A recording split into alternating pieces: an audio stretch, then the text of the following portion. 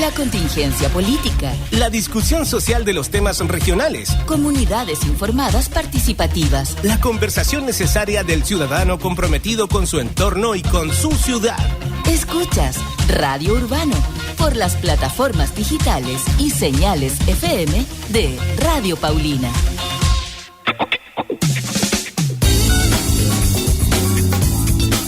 Estamos de regreso y vamos a conversar de una temática que está cumpliendo un año. Hablamos de la política migratoria de esta administración, de este gobierno. El 9 de abril del año 2018 este gobierno decidió, comillas, ordenar la casa y de alguna u otra manera generar espacios para que los migrantes se registren, vayan, hagan su ficha. Y se abre un espacio importante en Santiago, pero en Iquique se hizo en el Estadio Cabancha. Y para eso vamos a conversar no solamente por lo ocurrido ahí en ese momento, sino que además por todo este año del proceso que ha llevado la administración de gobierno a nivel nacional con esta nueva política. Vamos a conversar con el antropólogo Paulo Mardones, perteneciente al Instituto de Estudios Internacionales, el INTE, de la Universidad Arturo Prat. Paulo, ¿cómo estás? Buenas tardes, bienvenido a nuestro espacio. Hola, buenas tardes, Cristian, gracias por la invitación. Contento y agrado de estar acá en Radio Paulina y conversando sobre este tema tan importante, ¿no? Un tema que ayer estábamos conversando en el punto de prensa junto a Nanette Liberona, que también es otra investigadora del INTE, y yo hace un año conversé con ella justamente cuando esto partió, la entrevistamos acá en el programa y hablábamos de qué podía ocurrir, hablábamos ya pensando en qué podía pasar durante todo este año, y ustedes ayer hacían un análisis bastante similar a lo que Nanette hace un año ya veía que podía ocurrir. Ustedes, como Instituto de Estudios Internacionales del INTE, ¿cuál es la conclusión que hacen después de este año de que está en marcha esta nueva política de esta administración de gobierno? Bueno, como tú bien dices, exactamente hace un año, se hizo este anuncio, ¿no? Ordenar la casa, que implicó un paquete de medidas, ¿no? Entre ellas reformar la nueva ley, una reglamentación, después vinieron visas, se sacaron algunas visas, se pusieron otras, y el balance en síntesis que nosotros hacemos desde el INTE es que las medidas que toma el gobierno son más bien hostiles hacia la inmigración cuando los datos, las fuentes, la información dicen otra cosa. Uh-huh. Entonces, esto consideramos que es preocupante y bueno, desarrollamos una serie de temas que damos luz y cuenta de esta contradicción entre medidas, entre política y las fuentes concretamente. Si me lo permites, ajá, quisiera citar solamente 4 ejemplos, hay muchos otros, ¿no? Yeah. Que pueden encontrarse en diferentes instituciones que por suerte en Chile generan estadísticas de bastante buena calidad, y no solo eso, sino que están disponibles a través de diferentes informes en Internet. Como el INE. Exactamente, el INE quizás es el principal, tiene un informe muy importante de 2018 que se llama Informe Sociodemográfico de la Inmigración en Chile, pero también hay datos muy importantes del DEM, el Departamento de Extranjería, de la PDI también, del Ministerio del Interior y Defensoría Pública. Y además hay medios muy importantes como El Mostrador, La Tercera, EMOL, que es el Mercurio en Internet, la Radio Universidad de Chile, que dan cuenta de estas informaciones y las publican en formato de prensa. O sea, cualquier persona que quiera ver esta información en Internet está disponible.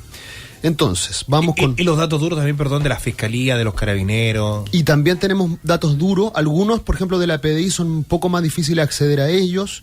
Por razones obvias. Pero hay de Defensoría Pública. Hay unas, ahora voy a citar algunos casos. Sí. Entonces, primero que nada, el mito del nivel educacional de los migrantes, ¿no? Según este informe que citábamos recién del INE de 2018, los migrantes tienen un mayor nivel de escolarización que los chilenos. ¿Eso en algún momento salió? Esto aparece en un informe que es del año pasado, 2018. Muchos medios de prensa hicieron eco de esta información y, como dije, está disponible. ¿12 o 13 años? Eso es los nacionales, los chilenos, tenemos en promedio 11 años de escolarización. 11 años. Y los migrantes tienen 12,6. O sea, los extranjeros que vienen a Chile, en promedio, han estudiado más años que los chilenos. Han pasado a la educación superior.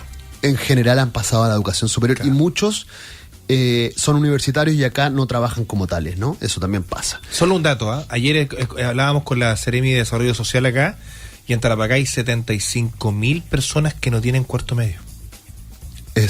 Han salido muchas estadísticas. Un número enorme. De bajo nivel de escolarización también en el sector primario. Entre la baja escolarización y además que no tiene cuarto medio, es un número enorme para la región que somos, porque somos 350.000. Exacto. Bueno, sigamos adelante entonces. El defensor nacional, el señor Andrés Manque, en su gestión 2017, dio datos muy importantes sobre el nivel de criminalidad de los chilenos para el 2017. Todavía no están para el 2018. En síntesis, los migrantes delinquieron un 2,5%. Pensemos que la migración en Chile es alrededor de un 5%.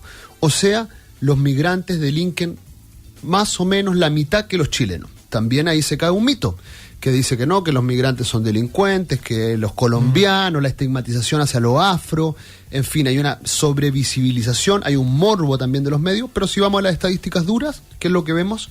Que no es así, que los chilenos delinquen más que los extranjeros y que los extranjeros delinquen muy, muy poco. Todos estos datos ustedes acá en la UNAP lo han cruzado con estadísticas también regionales, con vivencia, experiencia, ¿han cruzado eso también con lo que ocurre acá en Tarapacá? En algunos casos sí, en otros no tanto. Estos, por ejemplo, que estoy citando ahora son muy actuales y ahí tenemos un debate, una conversación muy interesante con Daniel Quintero, que se especializa en este tema. Y, por ejemplo, ¿qué es lo que hemos conversado? Que en muchos casos, sobre todo acá en las regiones del norte, la región de fronteriza, Tarapacá, Arica, Parinacota, hay muchas personas extranjeras presas por ley de drogas.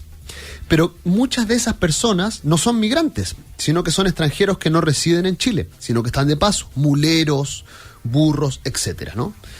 Entonces ya hay un trabajo por ese lado, también hay que tener en cuenta esas estadísticas, pero a nivel global, a nivel general, los extranjeros delinquen menos que los chilenos y delinquen muy poco. No solamente delinquen menos, sino que delinquen muy poco. Vamos a un tercer dato, son 4 nada más, El tercer y el cuarto están muy emparejados. Tienen que ver con la edad activa de los migrantes. Según un informe del mismo INE, que citábamos antes, el 85% de los migrantes está en la edad laboral activa, entre los 15 y los 64 años. Eso quiere decir muchas cosas. Primero que nada, que están... Fuerza productiva. Fuerza productiva mayor que a nivel chileno. Segundo que nada... Pagador de impuestos. Pagador de impuestos. Tercero, frena la inflación. Cuarto... fecundo, o sea, puede ser padre. Puede ser padre también. Y quinto, para no nombrar más, porque hay otros, no se encuentran en los extremos de la pirámide, que son los que más demandan servicios sanitarios. Claro, abuelos o niños. Se desarma otro mito, que dice que los migrantes llenan los hospitales. No es así. Son mucho menos niños y mucho menos ancianos, y la gente en edad productiva demanda menos servicios hospitalarios. Entonces se caen 4 mitos. O sea, todo lo que se ha dicho es de un mito. Prácticamente es un mito, y la información se puede confirmar con lo que tú estás diciendo fehacientemente en informes de instituciones públicas y a través de los medios. Cuéntame, que ustedes dentro del Instituto de Estudios Internacionales de la UNAP han logrado conversar con las agrupaciones de migrantes, imagino, en varias ocasiones acá en la zona. ¿Ellos cómo se sienten? Porque yo no he visto... Uno no sabe cómo es el servicio adentro de la oficina de migración, porque nunca hemos ido a hacer el trámite en lo personal. Pero uno ve la fila enorme, ve que la gente espera, ve estas rejas que se le instalan afuera. La verdad es que a mí no me gusta mucho ese trato, ni aunque fueran chilenos, ni chileno ni extranjero, creo que no corresponde, pero bueno. ¿Qué dicen ellos? ¿Qué les comentan? ¿Cuáles son sus inquietudes? Mira, hay de todo, desde gente que se queja y gente que asume y hace la cola. El migrante quiere estar regular. También hay un discurso ahí que dice, no, son estos migrantes que están indocumentados, como si fuera un gusto personal. El migrante, salvo excepciones, salvo alguno que tiene acuitas con la ley, que ya el año pasado se expulsaron a la gran mayoría, el migrante quiere estar legal. ¿Y por qué quiere estar legal? Quiere tener todo su papel en regla, porque el migrante quiere trabajar. Claro. No hay migrantes que vengan a delinquir. Puede haber bandas. Esto es una excepción. Es una excepción que levanta un medio y esto se difama y parece que puede haber una banda internacional haciendo un crimen. Puede que lo haya, pero es una excepción. Absoluta excepción. El migrante, en general, en un 99,9% de los casos, quiere regularizarse y conseguir trabajo. Y lo que está sucediendo con esta política migratoria, ya con la de antes también, ojo, pero con la actual, es que se le están poniendo trabas al migrante para que se regule. Y tenemos muchos ejemplos. Te puedo citar, tengo cuatro cortitos para no extenderme tanto. ¿Por qué tienen trabas? A ver. Mira, primero que nada, la nueva ley. Nosotros tenemos una ley que es de la dictadura, que es del 75, que tiene muchos problemas, entre ellos... Y esta falsa de la visa, de turista, de que... Ahí voy ahí. La ley anterior tiene muchos problemas, la ley actual, porque todavía no está legislada la nueva. Ahora la ley actual está en proceso de reglamentación en la Cámara de Senadores. Pero uno de los puntos más conflictivos que tiene es que no va a permitir que el migrante que entra en condición de turista, que ahí yo tengo un problema con esa condición de turista, porque debería ser condición de ingreso. El que se llame visa de turista confunde, porque son migrantes que es como que tú vayas al Perú y piensas quedarte ahí, cruces la frontera y te van a sellar el pasaporte porque tú vas a entrar a ese país. Eso es lo que hace el migrante y después intenta regularizarse. Claro, y así debiera ser. O sea, yo cuando he ido a Perú o a España o a otro lado, uno va, ingresa normal. Pues, ¿sí? Y así es ahora con Te preguntan nomás si por cuántos vienes y uno dice, no, en un viaje y me voy. Correcto, y si tú quisieras quedarte a vivir en Lima, por ejemplo, lo que hicieras es irías al consulado chileno e iniciarías una serie de trámites para poder vivir en Lima. Claro. Eso, con todos los problemas que tiene la ley actual, funciona así. Pero ¿qué es lo que promete la nueva ley? Incluso hay rumores que se va a hacer por decreto. Es que no se pueda cambiar la condición migratoria. ¿Qué quiere decir eso? Que el migrante que entra en esta condición de turista no va a poder cambiarla a condición de trabajo. Va a tener que salir del país, ir a su país de origen y tramitarla en su país de origen. ¿Qué implica esto? Irregularidad. Migrantes que van a quedar indocumentados. Fomenta lo irregular. Fomenta la irregularidad, van a quedar vulnerables. Esto todavía no está vigente, pero es lo que se está tramitando. Es lo que se está discutiendo, es lo que se está analizando. También vuelvo, si uno entra a diferentes medios de comunicación va a ver que hay un miedo de un decretazo, que esto se haga por decreto. Ojalá que no sea así. Vamos con otros puntos interesantes. ¿Qué es lo que hizo el gobierno en materia mediática? Todo esto de ordenar la casa fue muy mediatizado, ¿no es cierto? Todos los que nos están escuchando fue de gran impacto. Fue de gran impacto. Lo vieron en televisión, lo vieron en la radio, lo escucharon en la radio. Creo, no sé si los ministros, Chadwick creo que fue a un avión a dejar ahí migrantes. Iba muy al punto. Aparecieron muchas mediatización de las expulsiones. No es que antes no hubiera habido expulsiones, sino que este año, el año pasado, el 2018... O sea, todos los años hay. Y el 2017, todos los años han habido. Claro. Tengo los números también. Por ejemplo, en 2017 hubieron 1.300 expulsados. El año pasado se superaron los 2.000. El año pasado se superó. Nunca se había expulsado tanta gente en Chile como en el 2018. Quizá el 2019 se supere. Muchos, la gran mayoría, son por razones judiciales, pero un número no menor son por medidas administrativas. Y miren esto es preocupante. Hace muy poco, en febrero, el gobierno lanzó un plan de expulsión a migrantes por razones administrativas, porque son las personas que no se pudieron regularizar de forma correcta en el plan de regularización de 2018.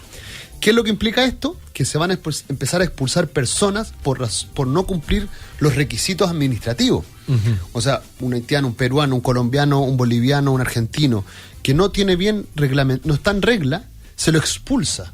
En vez de ayudarlo a reglamentarse, se lo expulsa. Y esto lo vemos como una razón muy preocupante. O sea, el gobierno, en vez de ayudarlo a reglamentar, está expulsando a las personas que no han podido hacer el trámite. Todas estas medidas fomentan, o sea, lo que voy a decir es una obviedad, pero ustedes, que son un ente de estudio, un ente de documentación, donde ustedes están permanentemente analizando estos temas, tienen tienen alguna tesis respecto a esto, pero insisto, que yo voy a decirlo casi de manera obvia. Estas cosas incentivan finalmente chauvinismo, incentivan xenofobia, incentivan discriminación. Sí, por supuesto. Por supuesto, porque el hecho de que tú estés mostrando permanentemente en la televisión personas encadenadas, subiendo un avión, subiendo un bus, siendo llevadas a la frontera, se mete en el imaginario colectivo. Cuando hablamos de grupos muy, muy minoritarios. Pese a que el año pasado se expulsó la máxima nivel de expulsión que ha habido en Chile en la historia, un poco más de 2.000 personas, si lo llevamos a los números, estamos hablando de números insignificantes en términos del total de los migrantes que hay en Chile. Ayer, cuando publicamos el video del punto de prensa de UNAP en Twitter, me decían varias personas, ¿dónde está el estudio de ustedes? ¿Dónnde está si aquí hay algún dossier, algún documento que ustedes hayan realizado y para poder Todo esto que tú me estás contando, poder descargarlo, verlo, revisarlo, ¿está disponible? Mira, en 2018 hubo una revista que dirigió Nanette de Verona, sí, que está disponible. Ajá. Se puede enviar, está en acceso, no sé Sí. si está en la página ahora actualmente. Sí, está en la Te página pregunto actualmente. que mucha gente me preguntaba ayer por Twitter, por eso... Sí, y mucha de esta información que estamos hablando ahora va a salir prontamente en un artículo también que estamos Ya, escribiendo. en un dossier. Esto en el INTE, en la página del INTE de UNAP, ¿sí? Instituto de Estudios Internacionales. Correcto. Ya, perfecto. Gracias por esa aclaración, porque la gente me preguntaba harto ayer. Correcto. Quiero nombrar dos cositas Dale. más para reforzar esto que quiero decir, que el gobierno se contradice con lo que dicen los datos. Ajá. Mira, el año pasado había una experiencia muy positiva que era el Consejo Nacional Consultivo de Migraciones. Operaba en el DEM y participaba en una serie de organizaciones sociales e instituciones públicas. El gobierno, aparentemente de una forma un poco sorpresiva, lo canceló justo hace un año. Dejó de funcionar y el motivo fue que se habían recogido todas las dudas y que ahora que había que implementarlas. Pero, ¿por qué motivo no permitir que siguieran esas reuniones donde participaban una serie de organizaciones y que implicaba también un diálogo democrático? ¿Acá en Iquique igual se hacían? En Iquique también se hacían, Nanette participó de varias. Eso se reemplazó por un Consejo Nacional Consultivo que empezó a operar recién en diciembre del año pasado. Se suspendió en abril y empezó recién en diciembre este nuevo, que mezclaba el tema de migraciones con crisis ambientales, seguridad pública y prevención de drogas. Todo temas muy interesantes. Pero sabiendo lo importante que es hoy en día el tema migratorio en Chile, ¿por qué no dejar un espacio especial para ello en el lugar donde tiene que estar, que es el Departamento de Extranjería? Otra cosita más para agregar. En diciembre del año pasado hubo una cosa que se llamó el Pacto para una Migración Segura y Ordenada. Estuvimos también en la radio muchas veces. El gobierno decidió no adherir. Adhirieron, acá tengo los números, una cantidad de países... Ah, sí me recuerdo de eso. Una cantidad de países impresionante. Sí, sí. 152 países, o sea, el 78, sí. Casi el 80% de los países... Estuvo la polémica de que Chile no se sumó. Casi el 80% de los países adhirieron. ¿Y por qué? Porque era no vinculante, solo recomendaba de cómo hacerlo, no te obligaba a nada. Sí, claro. Y los países que lo rechazaron son países abiertamente xenófobos. Hungría... Totalitario. Claro. Estados Unidos, por supuesto. Claro. Hungría, República Checa, en fin... Países que estaban abiertamente en contra de la migración. El argumento para no adherir fue, que fue muy mediatizado también porque salió Uvilla diciendo, era que ellos creían en los derechos humanos de los migrantes, pero no consideraban que migrar era un derecho humano. Y una equivocación. Y el pacto sí. Entonces, ¿cuál es nuestra perspectiva desde el INTE? Que es una forma de decir, no vamos a defender a los migrantes, de que somos mano dura. Es una señal para la opinión pública, desde nuestra perspectiva. Para su electorado también, porque finalmente el electorado que más duro, ¿no? Y para parte de la eso, derecha. Lo dijiste tú. Sí. Y lo último es el tema de las visas y el retorno humanitario de haitianos. Muy cortito con esto, que ya hemos hablado bastante, el gobierno implementa 2 visas para 2 países que están con crisis políticas y económicas. Una para los venezolanos y otra para haitianos. Y otro para los haitianos. Ahora, la pregunta que nos hacemos es, si hay países que están en crisis, están con dificultades, ¿no es lo mejor permitirles que ingresen al territorio nacional y ayudarlos en el territorio nacional a regularizarse? Bueno, el gobierno hizo todo lo contrario, le puso más trabas, complejizó el trámite de esos migrantes para venir. A los venezolanos es un poco más fácil, lo pueden hacer vía online desde Venezuela, e incluso si encuentran con visa de turista pueden hacerlo y acá cambiar su condición, pero en el caso de los haitianos no. El haitiano ya no puede entrar en condición de turista. No sé, si entra por Chacayuta un migrante haitiano, no lo dejan pasar. De hecho, antes lo dejan pasar. ¿Se notó también la baja de...? Ahí voy. Fue tal el impacto con la migración haitiana, porque además, si no entran como visa turista y cambian, porque no los dejan, tienen que tramitarla en su país de origen. Se detuvo. Solo en la capital, en Puerto Príncipe, no en el resto del país, que es más pobre incluso que la capital. Tienen que tener el pasaporte al día, tienen que sacar un certificado de antecedentes penales de país de origen, que en Haití demora 4 meses. El pasaporte es muy costoso. En fin, una serie de dificultades que hizo que bajara el número. Acá lo tengo. En 2017 se dieron 111.761 visas haitianos, una gran cantidad. Eso bajó en 2018 a 256. Ahora, también decir que había una situación irregular que se está investigando todavía respecto a los vuelos y una práctica poco habitual de vuelos que había entre la capital de Haití y Santiago, donde se habla de un tráfico de migrantes y que probablemente así ocurría, ¿no? Llegaban engañados a Santiago, les vendían paquetes aéreos y engañados llegaban hasta la capital. Incluso muchos se veían en Santiago cruzados de mano porque no tenían nada que hacer acá. Pero claro, el negocio ya lo estaban armando otros y eso está en investigación. O sea, probablemente también tiene que ver esa alza el año 2017 con ese comillas, tráfico de migrantes que había con vuelos permanentes. Es para el caso haitiano es para Santiago, sí. Es para escribir un libro enorme porque acordémonos que todas sus variantes. Los primeros haitianos que llegaron a Chile llegaron por una condición de refugio que dio Chile, que participaba en la MINUSTA, que eran los militares chilenos en Haití. Luego con el terremoto vinieron refugiados y luego se creó una reunificación familiar, después Chile un incentivo. Después Chile manda un agregado de paz a Haití, que Valdés, es un grupo importante de militar, entre ellos el actual director nacional de ONEMI, que es uno de los que lidera este tema en Haití. Y el último hecho que pasa con Haití, que nos cruza nuevamente como país, también es lo que ocurrió con el atentado a un embajador en Haití. O sea, hay cosas que nos unen con Haití. Hay un montón de cosas. Acusaciones de violación a militares chilenos en Puerto Príncipe. Bueno, muchas cosas. El punto que objetivamente o principalmente se ha disminuido drásticamente. Sí. Drásticamente. Sí. Y para cerrar, el gobierno implementó un plan de retorno humanitario para devolver haitianos a Haití. Lo habrán visto todos por televisión. Ahora, ¿qué implica? Y traer chilenos en ese mismo avión, traer chilenos desde Caracas a Santiago para salvarlos, ¿no? de la dictadura de Maduro. Sí. Creo que sí. Eso está así. ¿Qué es lo que pasó con ese plan humanitario? Y con esto pongo un ejemplo de un plan humanitario que implementa España, para hacer la comparación. El plan humanitario de Chile implicaba que el haitiano que volvía en avión pagado por el Estado chileno, pagado por todos nosotros, no puede volver al país después de 9 años. Para las personas que cometieron un crimen son 10 años. O sea, casi el haitiano había cometido un crimen. Casi criminales.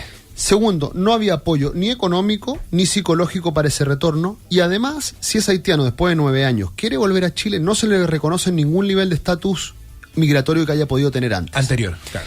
¿Qué es lo que pasa, por ejemplo, en el caso de España? Puedo citar mucho otro. En el caso de España son 3 años, no 9, sino 3 nada más. Hay apoyo psicológico y económico para ese retornado. Y además, si quiere volver a España, se le reconoce el estatus migratorio en la etapa que estaba cuando se hizo el retorno. Pablo Mardones, antropólogo del Instituto de Estudios Internacionales de la Universidad Arturo Prat. Va a estar disponible entonces este dossier que están trabajando ustedes como estudio para que la gente pueda descargarlo, revisarlo, como también trabajo de análisis para estudiantes, los propios migrantes, por supuesto. Los migrantes que están en la zona están organizados. Yo tengo contacto con muchas agrupaciones de migrantes. Habían 3 o 4 haitianas hace un tiempo. Yo conversaba con unas chiquillas haitianas, muy difícil hablar con ellas en su lengua, pero tratábamos de hablar igual. Por supuesto, la colonia venezolana, la colonia colombiana, ni hablar de la árabe, también los pueblos peruanos, bolivianos, también sí, ordenados ellos. Tarapacá es la región de Chile que tiene mayor porcentaje de inmigrantes según el último censo. Después de Santiago. No, en porcentaje. En porcentaje, dale. En términos absolutos es Santiago, la región metropolitana y después Antofagasta, pero en términos relativos, Tarapacá es la región que tiene más migrantes en Chile. Son más o menos 13,7, o sea, 1 de cada 6 personas en la región de Tarapacá es extranjera. Eso es una cuestión histórica, no es nueva.